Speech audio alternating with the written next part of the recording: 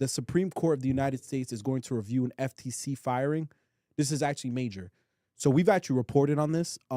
Back in March, President Trump fired the Federal Trade Commissioner, Rebecca Slaughter, because he stated that her continued service was inconsistent with the administration's priorities. Essentially, as the FTC commissioner, she was pushing back on a lot of Trump's policies.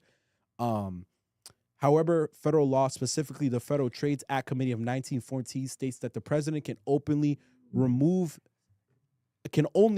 remove an FTC commissioner for inefficiency, neglect of duty, or malfeasance in office. Slaughter is a Democrat who was originally appointed by Donald Trump during his first term and reappointed by President Joe Biden. And she sued to challenge his dismissal, arguing it was unlawful because the president failed to offer a statutory cause, as according to the law. A lower court ended up ruling in her favor. Reports are coming out that the Supreme Court is going to review this case and that they're going to rule in favor of Trump because they feel the lower court made a bad legal argument.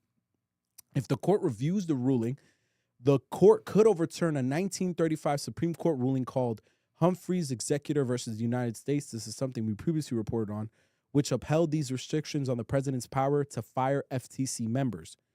The reason why this is so important is because these are the type of regulatory committees, the FTC, the Federal Reserve, these type of committees and agencies exist because they're designed to overlook the executive branch, overlook general business decisions, government decisions, and they usually have a term that is longer than the president's because they're supposed to be above politics. So they're not doing things on a political level. They're doing it. Are you following the letter of the law? Are you doing things that are aligning with the mission statement of the agency? Like, for example, the Federal Reserve, the head of the Fed, who right now is Chairman Powell. Chairman Powell does not do things because President Trump tells him to or Congress. He does it because he has a responsibility according to the charter that runs the Federal Reserve. If the Supreme Court rules in Trump's favor here, this could open the door of him having more power as the president and even firing people that are in positions to regulate general society and the government.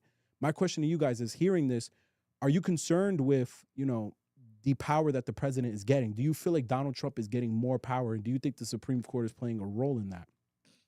Because every time we hear Trump getting challenged, I come here and I say, oh, well, the Supreme Court ruled in his favor. I mean, he only keeps getting bigger and bigger. Like, that's on a bigger scale, more intricate. But when small things like to me matter. Like when we spoke about him saying, "Hey, we need Rush Hour 4," and then they make Rush Hour 4. That to me shows you like this is a different level. Yeah, because it's not just like, oh, we thought it was a good idea. It's not. It sounds like a demand. You have to start from scratch. It wasn't written. Yeah. It's not like it was an idea. Like, they start from scratch just because Trump thought about the idea. So, when someone is that influential and that powerful, this is now crazy territory. Yeah. It's crazy territory because I doubt if Obama was like, hey, we should make Rush Hour 4 or we should make Fast and Furious, whatever, the next one, it wouldn't be put into place. They'll probably think about it. But to actually green light it that fast, days after Trump said it, was insane. Yeah. You have two competitors coming together, WB and Paramount and all that stuff, and it's insane. And which could lead to the Netflix deal not happening. I think Trump could push some buttons and make some calls. At that point, too, what is our government then?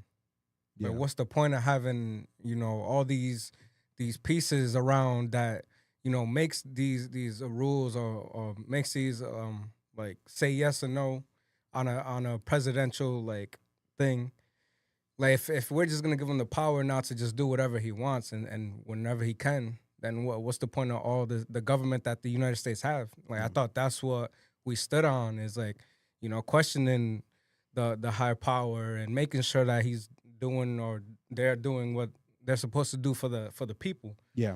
It's look at this. As I was saying this, David Ellison, Larry Ellison's son, the billionaire, $277 billion. The billionaire's son, David Ellison, allegedly offered assurances to the Trump administration officials that if he bought Warner Brothers, he would make major changes to CNN for them. He's also the owner of Paramount. That's insane that he said that. That's disgusting. That's disgusting. And this is my point. If I remember, let me just make sure before I misspeak here, because this is what I mean. FTC's job. Wow. It's going to be no more separation of power, bro. It's going to be just. We're going to see a report. Donald Trump wants the Club Mission podcast to be terminated from YouTube.